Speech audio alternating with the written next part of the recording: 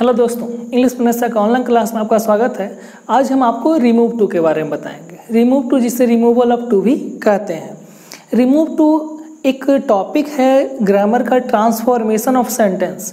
Transformation of sentence में 5 topic मुख्य रूप से पढ़ना होता है। एक है डिग्री, एक है रिमूव टू, एक है इंटरचेंज ऑफ सेंटेंस और एक वॉइस और एक नरेशन। ट्रांसफॉर्मेशन ऑफ सेंटेंस, ये 5 टॉपिक इसमें है।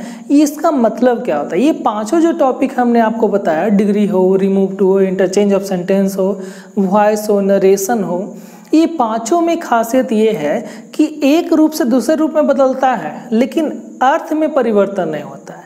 रूप में परिवर्तन होता है, ट्रांसफॉर्मेशन। तो फॉर्म मींस रूप में परिवर्तन होगा, लेकिन अर्थ में, सेंस में कोई परिवर्तन नहीं होगा। जैसे आप लोग बनाते हैं एक्टिव से पैसिव बनाते हैं, तो एक्टिव से पैसिव होता है लेकिन अर्थ में परिवर्तन नहीं होता है। नरेशन बनाते हैं तो डायरेक्ट से इनडायरेक्ट स्पीच में परिवर्तन होता है लेकिन अर्थ में परिवर्तन नहीं होता है। मीन्स रूप बदल जाए लेकिन अर्थ नहीं बदले। तो ये पांचों टॉपिक में एक जो टॉपिक है रिमूव टू, वो आज हम आपको बताएंगे। तो टाइम वेस्ट न करते हुए शुरू करते हैं आज का टॉपिक। रिमूव टू, रिमूव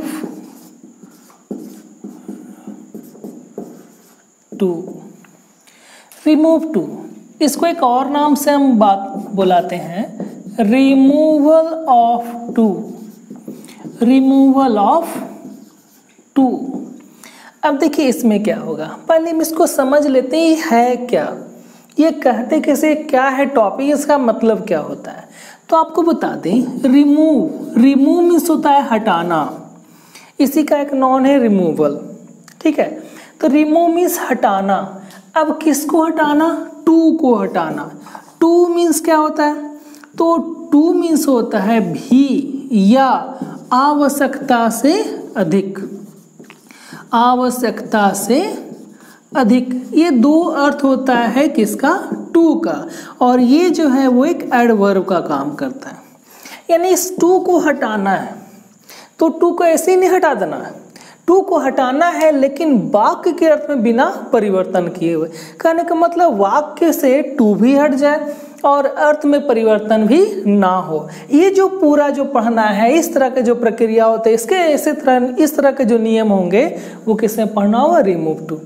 फिर से देख लेते हैं। रिमूव टू एक वैसी प्रक्रिया है जिसमें टू को हटाया जाता है लेकिन वाक्य के अर्थ में परिवर्तन नहीं होता। ये है रिमूव टू। अब हम जानेंगे टू कैसे हटाएंगे कि अर्थ में परिवर्तन ना हो, वही नियम हम आपको बताएंगे, ठीक है। तो शुरू करते हैं। पहला नियम, रूल नंबर 1 करना क्या? यदि टू का प्रयोग नॉन या प्रोनॉन के तुरंत बाद हो, यदि टू का प्रयोग नॉन या प्रोनॉन के तुरंत बाद हो, तो इस टू को हम आल्सो में बदल देंगे। जैसे देख लेते हैं, एक उदाहरण लेते हैं।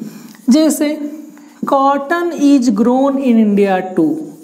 Cotton is grown in India too. अब देखिएगा, कॉमनली जो ऐसी स्थिति में टू होता है, ऐसी स्थिति में टू का हिंदी होता है भी, और आल्सो का हिंदी क्या होता है? भी। टू और आल्सो में थोड़ा ध्यान रखिएगा, टू जब लगाते हैं तो कॉमनली हम कॉमा से घेरते हैं उससे। तो इसको बनाने के लिए क्या करना होगा? तो ये वैसे ही लिखा जाएगा, cotton is grown in India. अब टू के जगह पर क्या हो जाएगा? आल्सो, कॉमा नहीं लगेगा आल्सो में, बस बन गया। ये पहला कंसेप्ट था। सिंपल सा उदाहरण और भी दे सकते हैं। यदि हम आपको बोले I too go to college. I too go to college. तो इसको क्या बनेगा? इसको बनेगा I too के जगह पर क्या? Also go to college. अब देखिए I का प्रयोग था कहाँ पर? प्रोनाउन के बाद। यहाँ पर किसके बाद था? नॉन के बाद। तो यदि टू का प्रयोग नॉन या प्रोनाउन के बाद हो तो टू को कैसे बदल देंगे? आल्सो में। ये सिंपल सा पहला कंसेप्ट था इसका। ये था कंसेप्ट, नॉन या प्रोनाउन के तुरंत बाद हो तो टू को हम किसमें बदल देंगे? आल्सो में बदल देंगे, ठीक है। ये कंसेप्ट है, इसमें कुछ ज़्यादा इसमें आपको एग्जाम में नहीं आएगा। अब एग्जाम में आता क्या जो है बताते हैं। कॉमनली जो अपर लेवल के क्लास के एग्जाम होते हैं या कंपटीशन लेवल के एग्जाम होते हैं, कॉमनली डायरेक्टली इससे क्वेश्चन नहीं आते हैं, लेकिन लोअर क्लास में आता है। और लेकिन अपर क्लास ये कंपटीशन की तैयारी करने में क्या होता है, इसमें आता है लेकिन कंसेप्चुअल आता है। आपको डायरेक्ट बनाना नहीं रहेगा बल्कि कंसेप्ट को समझना होगा, ठीक है। तो दूसरा नियम की ओर पढ़ते हैं। अब आते हैं रूल नंबर 2 पर। रूल नंबर 2 देखिएगा, ये इंपॉर्टेंट है। Subject plus verb plus two plus adjective या एडवर्ब, इस स्ट्रक्चर पर रहेगा 2। इस स्ट्रक्चर पर 2 रहेगा। ऐसी स्थिति में 2 का जो हिंदी होता है वो होता है आवश्यकता से अधिक। ऐसे स्ट्रक्चर को से 2 को हटाने के बहुत सारे रूल हैं, कंसेप्ट हैं, लेकिन हम आपको 2 इम्पॉर्टेंट जो सही है और बिल्कुल वो कहीं भी आप इस्तेमाल कीजिए कोई दिक्कत नहीं होगा, वो 2 कंसेप्ट हम आपको बताते हैं। इसको बनाने के 2 कंसेप्ट बताते हैं आपको, जो आसान लगे उसका उपयोग कीजिएगा। देखिए करना क्या है, यदि ऐसा रहे और 2 को हटाने के लिए बोले तो इसको ऐसे ही छोड़ दीजिए, सब्जेक्ट और वर्ब को। ये जो एडजेक्टिव एडवर्ब है इसका डिग्री का दूसरा रूप। अब डिग्री का दूसरा रूप क्या होता है वो हम आपको बताते हैं इन शॉर्ट। उसके बाद देन, फिर इट इज प्रॉपर या it was proper, it is proper या इट वाज प्रॉपर। करना क्या है आपको जो बताते हैं। मतलब देखिए, इस एडजेक्टिव एडवर्ब का डिग्री का दूसरा रूप लिखिएगा। डिग्री का दूसरा रूप मतलब जैसे टॉल, टॉलर, टॉलेस्ट, तो टॉल पहला रूप हो गया, टॉलर दूसरा रूप हो गया, ठीक है। तो दूसरा रूप लिखना है और दूसरे रूप के बाद हमेशा क्या आता है, देन आता है। तो ये कंसेप्ट माइंड में रखिएगा। इसके बाद दोनों में से किसी का प्रयोग कीजिएगा, या तो इट इज प्रॉपर या तो इट वाज प्रॉपर। यदि प्रेजेंट है इधर तो इट इज प्रॉपर, यदि पास्ट है इधर तो क्या होगा, इट वाज प्रॉपर। ये वर्ब पर डिपेंड करता है। एक और कंसेप्ट है लेकिन हम आपको इसका कुछ उदाहरण पहले दे देते हैं, उसके बाद उस पर आते हैं। यदि ऐसा रहे, he is too tall, Hindi verb आवश्यकता से अधिक लंबी है। एक चीज और आपको बताते हैं, टू का मतलब होता है आवश्यकता से अधिक। आवश्यकता से अधिक का मतलब जितना होना नहीं चाहिए था। 2 जब भी लगता है ना तो लिटिल बिट हल्का वो जो होता है वो निगेटिव सेंस में आता है। कैसे आता है जो बताते हैं। 2 जैसे आप पढ़े होगे, अति सर्वत्र वर्जित, मतलब कि अति हमेशा दिक्कत देता है, हमेशा वर्जित है, हर जगह वर्जित है। यदि आपको बोले टू गुड तो ये भी खुश मत होइएगा। यदि बोले टू ब्यूटीफुल, खुश मत होइएगा। जितना होना नहीं चाहिए था उतना, इसका मतलब समझ रहे हो आप लोग। चलिए हम ग्रामेटिकली हम आते हैं। तो ही इज टू टॉल, यदि आपको इसको बनाना है, 2 को हटाना है, क्या करना है आपको, ही रहने दीजिए, इज, इसका डिग्री का दूसरा रूप तो क्या हो जाएगा, इसका टॉल का टॉलर, और टॉलर के बाद हमेशा क्या लगता है, देन। अब देखिएगा, इट इज प्रॉपर या इट वाज प्रॉपर, प्रेजेंट है तो क्या होगा, इट इज प्रॉपर, बस। यदि पास्ट रहता तो क्या हो जाता, इट वाज प्रॉपर। सिंपल सा चीज है। एक और उदाहरण देते हैं, सी रन्स टू फास्ट। करना क्या है आपको, सी रन्स हो गया। अब इसका दूसरा रूप तो फास्ट का क्या होगा, faster, faster than. It is proper या इट वाज प्रॉपर, चूंकि प्रेजेंट में है तो क्या होगा, इट इज प्रॉपर। यदि पास्ट रहता तो क्या होता है, इट वाज प्रॉपर। फ्यूचर रहता फिर भी इट इज प्रॉपर का ही प्रयोग करेंगे। तो इस ढंग से ये कंसेप्ट है पहला। इसका बनाने का ये पहला कंसेप्ट है। इसको बनाने का एक और कंसेप्ट हम आपको बताते हैं, ठीक है। इसको मिटाते हैं, इसका एक और तरीका बताते हैं हम आपको। देखिएगा, सब्जेक्ट सही छोड़ दीजिएगा, वर्ब छोड़ दीजिएगा। सेम इसमें भी वही कंसेप्ट होगा। D2 तो रखना ही है आपको उस एडजेक्टिव या एडवर्ब का, और D2 को हमेशा देन लगता ही है। इसके बाद इस सब्जेक्ट का उपयुक्त प्रोनाउन, सब्जेक्ट का उपयुक्त प्रोनाउन, उपयुक्त प्रोनाउन, ठीक है, सब्जेक्ट का उपयुक्त प्रोनाउन। अब इसके बाद ये तो हो गया इसका, जैसे राम है तो ही होगा, सीता है तो सी होगा, ही है तो उधर भी ही होगा। इसके बाद 4 चीज ध्यान रखिएगा, शुड या शुड बी या शुड हैव या शुड हैव बीन, ये 4 में किसी एक का प्रयोग हम करेंगे। अब कहिएगा कि 4 जो है वो चारों में किसका प्रयोग कहाँ पर करें, तब हमको आपको बताते हैं। यदि V1 या V5 रहेगा, V1 या V5 रहेगा तो वहां प्रयोग करेंगे शुड का, और यदि इज एम या आर रहेगा तो वहां प्रयोग करेंगे शुड बी का, और जहां पर V2 रहेगा वहां शुड हैव का प्रयोग करेंगे, और जहां पर वाज या वेयर रहेगा वहां पर शुड हैव बीन का प्रयोग करेंगे, शुड हैव बीन का प्रयोग करेंगे। ठीक है, एक उदाहरण देते हैं ताकि आपका स्पष्ट हो जाए कंसेप्ट। देखिएगा, यदि हम आपको बोलें सी, चलो वही को थोड़ा, ran too fast, ran too fast. अब देखिएगा सी रैन तो सही लिखा जाएगा, फास्ट का D2 क्या होगा, फास्ट हो गया ये। अब देखिएगा सी का प्रोनाउन क्या आएगा, सी ही आएगा। अब चेक कीजिए क्या है, V2 है तो V2 के लिए क्या प्रयोग करेंगे, शुड हैव, तो यहाँ क्या हो जाएगा, शुड हैव। सिचुएशन के अनुसार आप इसको देखिएगा। तो सेम सेंटेंस को यदि हम पहला स्ट्रक्चर से बनाएंगे, पहला नियम से क्या बनेगा, she ran faster than it was proper, उसके अनुसार, पुराने वाला नियम के अनुसार सी रैन फास्टर देन, चूंकि पास्ट है तो इट वाज प्रॉपर। इस कंसेप्ट से क्या बनेगा, she ran faster than she should have. ठीक है, ये कंसेप्ट है इसका। तो इस तरह से यदि स्ट्रक्चर रहे, यदि ये स्ट्रक्चर पर रहे और बोले 2 को हटाइए नियम था, तो ये दोनों में से किसी एक का प्रयोग करेंगे, आपका सही होगा। ठीक है, ठीक से देख लीजिए, जो आपको आसान लगे उसका इस्तेमाल आप कीजिएगा। ठीक है, तो अगले रूल पर हम आते हैं। तो अगले रूल पर आते हैं जो काफ़ी महत्वपूर्ण है इस रिमूव टू के चैप्टर में। रूल नंबर 3, यदि 2 वाले वाक्य का स्ट्रक्चर ऐसा, subject plus verb plus 2 plus adjective या एडवर्ब, ये तो पहले से था। वैसे भी 2 आपको बोले थे एडवर्ब है, एडवर्ब हमेशा एडजेक्टिव एडवर्ब की ही विशेषता बताता है, कभी कभी वर्ब का भी बताता है। वैसे भी 2 है, चूंकि 2 एडवर्ब है और एडवर्ब हमेशा एडजेक्टिव एडवर्ब या वर्ब का विशेषता बताता है।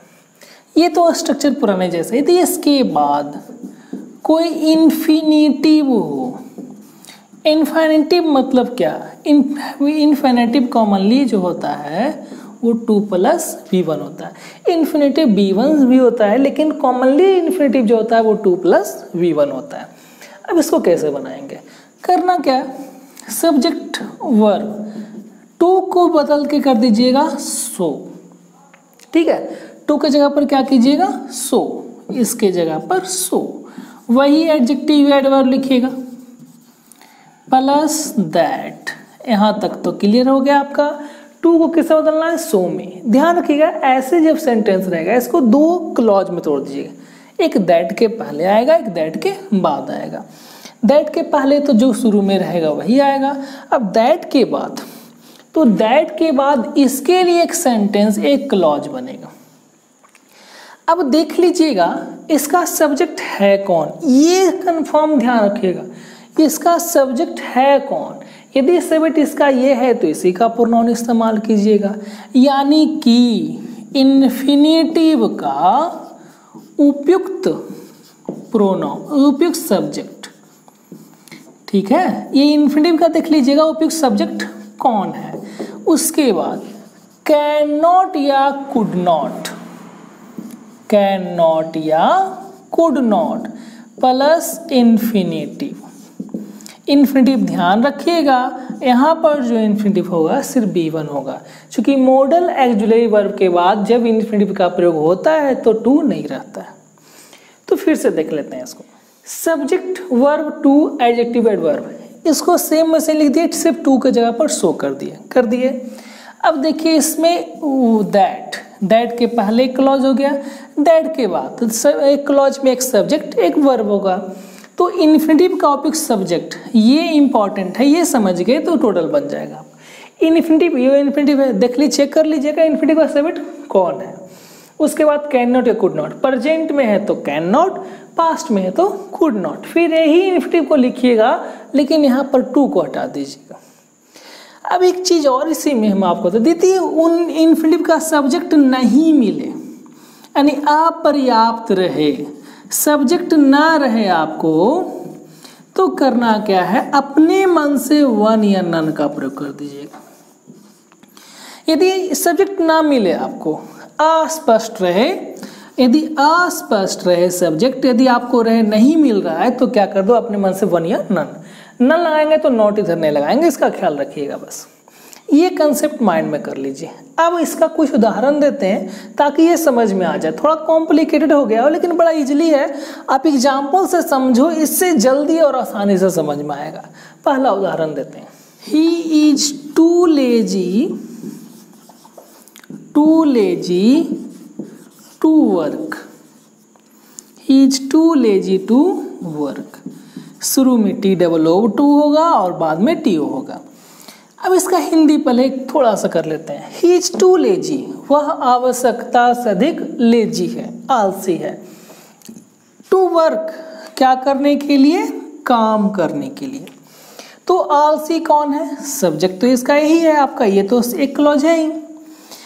काम करने वाला कौन है, तो यही है इसमें भी, वह आवश्यकता से अधिक आलसी है काम करने के लिए। अब इसका भी सब्जेक्ट इनडायरेक्टली कौन है, यही है। अब पहले हम आधा बना लेते हैं जो आपको स्पष्ट पता है। ही इज सो लेजी दैट। अब देखिए करना क्या है, इसका सब्जेक्ट आपको मिल गया क्या, ही, तो सब्जेक्ट लिख दिए ही। अब कैन नॉट या कुड नॉट, प्रेजेंट है तो क्या होगा, कैन नॉट, फिर ये वर्ब को लिख दीजिए, बस क्लियर हो गया। अब देखिएगा करना क्या, अब हिंदी इसको देख लीजिए कि स्पष्ट हो जाएगा। ही इज टू लेजी, वह आवश्यकता से अधिक आलसी है, क्या करने के लिए, काम करने के लिए। यानी कि वह इतना आलसी है कि वह काम नहीं कर सकता। वह आवश्यकता से अधिक आलसी है काम करने के लिए, वह इतना आलसी काम नहीं कर सकता। लगभग वही सेंस आ रहा है, टू भी हट गया और वाक्य के अर्थ में परिवर्तन न हो, नहीं हुआ तो ये जो कहलाएगा वो क्या कहलाएगा, रिमूव टू हट गया जाए, वाक्य अर्थ परिवर्तन न हो। तो इस तरह से आपको बनाना है। कुछ और उदाहरण देते हैं ताकि ये कंसेप्ट आपको पूर्णतः समझ में आ जाए। 2 number, they are too weak to play. देखिएगा, they are too weak to play. चलिए इसको बनाते हैं, टू को हटाते हैं। वे आवश्यकता से अधिक कमजोर हैं, वे लोग जो है आवश्यकता से अधिक कमजोर है, क्या करने के लिए, खेलने के लिए। कमजोर इसी के लिए आया है, खेलने के लिए भी किसके लिए आया है, इसी के लिए आया। तो दोनों का सब्जेक्ट स्पष्ट है, बनाइए क्या हो जाएगा, they are so weak that, they के लिए प्रोनाउन क्या आएगा, दे ही आएगा। कैन नॉट या कुड नॉट, प्रेजेंट में तो क्या होगा, कैन नॉट प्ले। टू को हटा के लिख दीजिए। बस इतना ही करना है, इतना से ही आपको टोटल बनेगा, कुछ खास आपको दिमाग नहीं लगाना। ठीक है, कुछ और उदाहरण देते हैं इसको और स्पष्ट करने के लिए, क्योंकि यही कंसेप्ट इंपॉर्टेंट है। अब हम कुछ उदाहरण थोड़ा सा इससे हटके देते हैं। एक उदाहरण और दे रहे, द वॉल इज, चलो बात करते हैं एक और, थोड़ा चेंज कर लेते हैं, टू स्ट्रॉन्ग टू ब्रेक। अब देखिएगा, दीवार आवश्यकता से एक मजबूत है, क्या करने के लिए, तोड़ने के लिए। ध्यान रखिएगा, तोड़ने के लिए। अब बताइए स्ट्रॉन्ग कौन है, दीवार है, तोड़ने वाला कौन है, दीवार नहीं, यानी कि तोड़ने वाला इसमें मौजूद नहीं है, यानी इन्फिनेटिव का सब्जेक्ट मौजूद नहीं है। तो वहाँ पर आते हैं, तब तक जहाँ तक आता है वहाँ तक बना लेते हैं। क्या हो जाएगा? The wall is was so strong that. एक क्लॉज तो क्लियर हो ही गया आपका। अब इधर देखते हैं, तोड़ने वाला इसमें मौजूद नहीं है। हम आपको बताए थे उस कंसेप्ट को लिखते समय, यदि सब्जेक्ट अस्पष्ट रहे, आपको नहीं पता चले, तो क्या करना है? क्या करना है? बस अपने मन से वन या नन लगा देना है। तो लगा देते हैं वन। वन चूंकि पास्ट में था तो क्या होगा? Could not break. बस नन लगाते तो नॉट यहाँ नहीं आता, तो बस बन गया। यदि सब्जेक्ट था तो सब्जेक्ट ही लिख रहे थे, सब्जेक्ट नहीं है तो क्या होगा? वन लगा दीजिए। अब सब्जेक्ट नहीं है तो शायद ये देख लेते हैं, क्या नहीं तोड़ सकता? दीवार। तो भले वो इन्फिनेटिव का सब्जेक्ट नहीं है ये, बल्कि ये ऑब्जेक्ट है। क्या सूत्र में तो ऑब्जेक्ट होता है, तो ऑब्जेक्ट आप दे सकते हो। तो क्या हो जाएगा? Break it. दीवार के लिए क्या प्रोनाउन आएगा? इट। चूंकि इट किसके लिए है? वो दीवार के लिए। दीवार ये सब्जेक्ट नहीं था बल्कि क्या था? ऑब्जेक्ट। सब्जेक्ट नहीं था तो इसलिए अब क्या लगाया अपने मन से? हुआ। अब कुछ एक दो उदाहरण और देते हैं। एक और उदाहरण लेते हैं। It is too hot to go there, या गो आउट। गो आउटसाइड, बाहरी क्षेत्र में जाने के लिए। इट इज टू हॉट मतलब बहुत अधिक गर्मी है, आवश्यकता से गर्मी है बाहर जाने के लिए। अब इसको स्पष्ट पता चले इतना गर्मी है कि बाहर नहीं जा सकता। बाहर जाने वाला कोई है इसमें? तो सब्जेक्ट इसमें अस्पष्ट है, तो इसमें भी अपने मन से क्या लगाएंगे? वन। तो क्या हो जाएगा? It is so hot that one cannot go outside। बस कुछ और देख लेते हैं। अब इसी में यदि सब्जेक्ट अस्पष्ट नहीं रहे, कभी कभी क्या होता है ना, सब्जेक्ट अस्पष्ट रहता है लेकिन नहीं रहता स्पष्ट, अस्पष्ट रहे, यहाँ फॉर लगाकर कुछ आ जाए। फॉर लगाकर कुछ सब्जेक्ट आपको दे देगा इनडायरेक्टली। जैसे देखिए, यदि ऐसा रहे sentence, the tea is too hot, the tea is too hot to take. यदि सिर्फ ऐसा रहे तो सिंपल वैसा ही ऊपर जैसा बनेगा। चाय आवश्यकता से गर्म है पीने के लिए, यानी पीने वाला कोई है ही नहीं, तो क्या बनेगा? The tea is so hot that one can not take. चूंकि क्या नहीं पी सकता चाय, तो टेक इट होगा ऑब्जेक्ट के रूप में। इसी में यदि कर दें आपको ऐसा, फॉर मी। अब इसको पढ़िए, the tea is too hot for me. चाय मेरे लिए बहुत ज्यादा गर्म है। चाय बहुत ज्यादा गर्म है किसके लिए? मेरे लिए। क्या करने के लिए? पीने के लिए। अब यहाँ पर भले इसका सब्जेक्ट इन्फिनेटिव का यहाँ ना हो, लेकिन यहाँ पर है। देखिएगा, चाय आवश्यकता से गर्म है मेरे लिए, पीने के लिए, यानी पीने वाला कौन? मैं, यानी इनडायरेक्टली रूप से आ गए यहाँ पर। तो अब देखिए क्या बनाएंगे, सेम वैसे ही चलेंगे। The tea is so hot that, यहाँ तक तो हो गया। अब इसका सब्जेक्ट तो था ना उधर, लेकिन यहाँ पर है, तो मी का सब्जेक्ट क्या होगा? आई। फॉर को हटा दीजिएगा, मी का सब्जेक्ट क्या होगा? आई। अस रहता तो बी होता, देम रहता तो दे होता। यदि कोई नाम रहता तो उस नाम को ही लिखते। चूंकि अब नाम को हटा दीजिएगा तो वो नाम कहीं पर आए नहीं है, तो नॉन रहेगा तो नॉन को ही लिखिएगा। तो क्या होगा? I can not take. क्या नहीं पी सकता? चाय को। तो ये चाय ऑब्जेक्ट है, तो ऑब्जेक्ट के रूप में चाय का प्रोनाउन क्या आएगा? इट। इस ढंग से बनाएंगे। एक और उदाहरण हम आपको देते हैं। ये चूंकि यही कंसेप्ट है, इसके बाद ये आपको कुछ है ही नहीं, ये समझ गए, रिमूव टू खत्म हो गया, इसी पर पूरा टिका हुआ है। ठीक है, एक और उदाहरण देते हैं। एक और उदाहरण देते हैं। This sum is too difficult to, चलिए for a child to solve.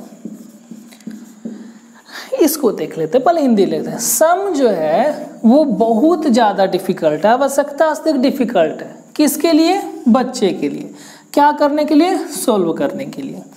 तो सोल्व करने वाला कौन? यहाँ पर नहीं, लेकिन यहाँ पर है बच्चा। इस बच्चे के लिए बोला जा रहा है। तो जहाँ तक आता है पहले वहाँ तक लिख लीजिए। पहले तो इतना तक स्पष्ट है, this sum is so difficult that. अब देखिए क्या करना है, चाइल्ड। तो चाइल्ड के लिए प्रोनाउन क्या आएगा आपका? यहाँ तो है ही नहीं, चाइल्ड का प्रोनाउन लिखना है, लेकिन यदि प्रोनाउन हम लिख देते हैं, वैसे चाइल्ड का प्रोनाउन ईट होता है, ध्यान रखिए, ही सी नहीं होगा, ईट होगा। यदि लिख देते हैं ईट, तो क्या सेंस आ पाएगा जो ऊपर था? नहीं आ पाएगा, क्योंकि ऊपर चाइल्ड है। यदि यहाँ पर ईट लिख देते हैं यहाँ पर, तो ईट किसके लिए आया स्पष्ट नहीं हो पाएगा, तो उस नॉन को ही लिखिएगा।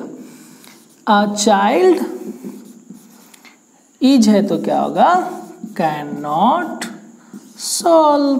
क्या नहीं सोल्व कर सकता? सम को। तो क्या से उत्तर मिलेगा? ऑब्जेक्ट, और सम का ऑब्जेक्ट क्या होगा? इट। यही कंसेप्ट है इसका, ये समझ के बन गया पूरा। अब यदि समझ में नहीं आया, थोड़ा सा आप रिवर्स करके आप देख सकते हैं, इसको पूरी तरह से समझ में आ जाएगा। यही कंसेप्ट था इसका। इसके बाद कुछ और कंसेप्ट है, रूल है, लेकिन उतना महत्वपूर्ण नहीं है। एक चीज और माइंड में रखिएगा कि रिमूव टू को हट जाए, अर्थ में परिवर्तन ना हो। इसके लिए आप अपना तरीका भी इस्तेमाल कर सकते हैं, बस ध्यान रहे अर्थ में परिवर्तन ना हो, टू हट जाए। यदि ऐसा हो जाता है तो वो आपका सही है। चाहे आप किसी तरह का कंसेप्ट इस्तेमाल किए हो, सेंस नहीं बदलना चाहिए और ग्रामेटिकली वो शुद्ध होना चाहिए। तो इतना है तो सही है, कोई रूल का जरूरत आपको नहीं है। ठीक है, एक और उदाहरण हम आपको रूल जो है उसका अगला रूल एक बताते हैं जो कॉमनली आपसे पूछा जाता है। Rule number 4, subject plus verb plus two plus adjective adverb. इतना तो रहेगा ही। यदि इसके बाद फॉर लगकर कोई नॉन हो, इसके बाद भी था लेकिन इन्फिनिटिव ना हो, और ध्यान रखिएगा यदि ऐसे वाक्य से कुछ बनने या होने का भाव व्यक्त हो तो इन्फिनिटिव के सब्जेक्ट के रूप में जो इस्तेमाल करेंगे, इन्फिनिटिव ही इस्तेमाल करेंगे, बी इस्तेमाल करेंगे। इसको हम स्ट्रक्चर के द्वारा बता देते हैं आपको। Subject plus verb plus two को बदलना ही है, सो में एडजेक्टिव एडवर्ब को लिखना है आपको, फिर दैट। इन्फिनिटिव तो है नहीं, ठीक है, तो उपयुक्त सब्जेक्ट आप ध्यान रखिएगा। उसके बाद चूंकि उसके अनुसार कैन नॉट या कुड नॉट। फिर अपने मन से, हम आपको पहले बोले इसे कुछ बनने या होने का भाव व्यक्त हो तो क्या करना है? बी लिख के वही नॉन को लिख देना है। स्ट्रक्चर से आपको स्पष्ट पता नहीं चलेगा, उदाहरण से समझ में आएगा। उदाहरण ले लेते हैं।